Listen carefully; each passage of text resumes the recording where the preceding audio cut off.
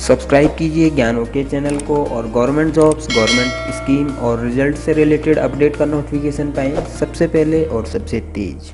सिर्फ जवाहर नवोदय विद्यालय यानी कि एनवीएस इस देश का जाना माना सर्वोच्च सरकारी शिक्षण संस्थान है। आप यह कह सकते हैं कि जहां कहीं भी उच्च स्तर की शिक्षा दी जाती है उनमें से एक है जवाहर नवोदय विद्यालय। नवोदय विद्यालय में एडमिशन कैसे होता है, पढ़ाई कैसे होती है, फीस कितनी लगती है और यहाँ के रूल्स और रेगुलेशंस क्या हैं, इस वीडियो में इन सब के बारे में हम विस्तार से चर्चा करने वाले हैं। नवोदय विद्यालय में एडमिशन को लेकर आपके सारे डाउट्स क्लियर हो जाएंगे। पढ़ाई का माध्यम क्या है, इंग्लिश माध्यम है क्या हिंदी माध्यम है, पढ़ाई के साथ साथ कौन सी सुविधाएं उपलब्ध हैं, नवोदय विद्यालय में एडमिशन प्रोसेस का क्या क्या हिसाब किताब है, इस सब की जानकारी आपको इस वीडियो में मिलने वाली है। कोई भी जानकारी आप मिस न कर पाएं, इसके लिए जरूरी है कि आप इस वीडियो को एंड तक जरूर देखें। नमस्कार दोस्तों, आप देख रहे हैं ज्ञान ओके। राष्ट्रीय शिक्षा नीति 1986 के अंतर्गत देश भर में जवाहर नवोदय विद्यालयों का गठन किया गया। योजना यह थी कि हर जिले में एक एक नवोदय विद्यालय बनाया जाएगा। आज पूरे देश में 661 नवोदय विद्यालय बनाए जा चुके हैं।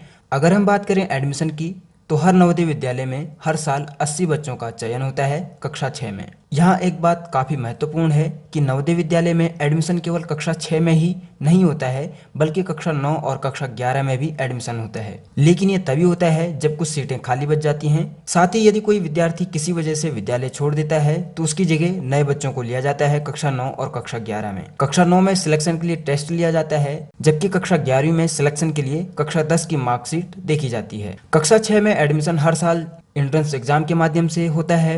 इस टेस्ट के लिए आपको ऑनलाइन फॉर्म भरना होता है, जिसके बाद आप इसमें एडमिशन ले सकते हैं। बात करते हैं इस परीक्षा के लिए योग्यता क्या होनी चाहिए। पहला तो यह है कि अगर आप नवोदय विद्यालय में एडमिशन लेना चाहते हैं तो ये जरूरी है कि विद्यार्थी कक्षा 3 और कक्षा 5 किसी मान्यता प्राप्त विद्यालय या सरकारी विद्यालय से पढ़ा हो। इस फॉर्म को वही विद्यार्थी भर सकते हैं जिनकी उम्र 8 से 13 के बीच होती है, और विद्यार्थी दूसरी बार परीक्षा नहीं दे सकता है यदि वह पहली परीक्षा में फेल हो गया हो। जिन 80 विद्यार्थियों का चयन नवोदय विद्यालय में होता है, इस परीक्षा के तहत उनके लिए कुछ रिजर्वेशन यानी आरक्षण भी प्रदान किए गए हैं। पहला, ये उन 80 सीटों में 75% यानी 60 सीटें ग्रामीण क्षेत्र के विद्यार्थियों द्वारा भरी जाएंगी।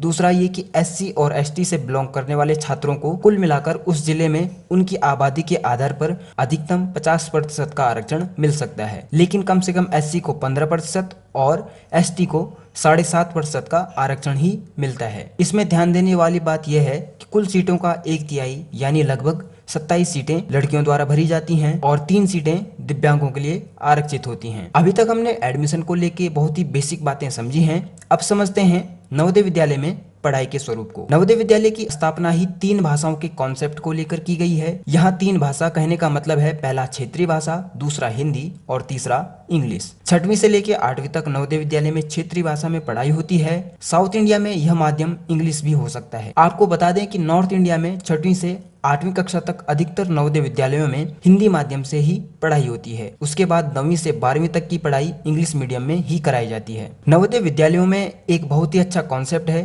माइग्रेशन का। इसके तहत कक्षा 9 में कुछ बच्चों को हिंदी भाषी क्षेत्र में स्थापित नवोदय विद्यालयों से अहिंदी भाषी क्षेत्र में स्थापित नवोदय विद्यालयों में भेजा जाता है, और अहिंदी भाषी क्षेत्र में स्थापित नवोदय विद्यालयों से हिंदी भाषी क्षेत्र में स्थापित नवोदय विद्यालयों में 1 साल के लिए पढ़ाई के लिए भेजा जाता है। बहुत ही सरल भाषा में बात करें तो साउथ इंडियंस को नॉर्थ इंडिया के नवोदय विद्यालयों में और नॉर्थ इंडियंस को साउथ इंडिया के नवोदय विद्यालयों में भेजा जाता है। इससे भाषा और संस्कृति का परस्पर आदान प्रदान होता है और विद्यार्थियों का बहुमुखी विकास होता है। नवोदय विद्यालय में पढ़ाई का स्तर बहुत ही अच्छा है। सभी हाईली क्वालिफाइड टीचर बच्चों की पढ़ाई पर ध्यान देते हैं। अब आते हैं सबसे जरूरी मुद्दे पर कि नवोदय विद्यालय में फीस कितनी लगती है। इस बारे में बहुत से लोगों को कंफ्यूजन होता है। आपको पहले ही क्लियर कर दें कि नवोदय विद्यालयों में लड़कियों से किसी भी तरह की फीस नहीं ली जाती है, और एससी और एसटी कैटेगरी के विद्यार्थियों को भी किसी तरह की फीस नहीं देनी पड़ती है। बाकी बचे जनरल और ओबीसी कैटेगरी के लड़के, इनमें से जिनकी फैमिली गरीबी रेखा से नीचे जीवन यापन करती है उनकी फीस नहीं लगती है,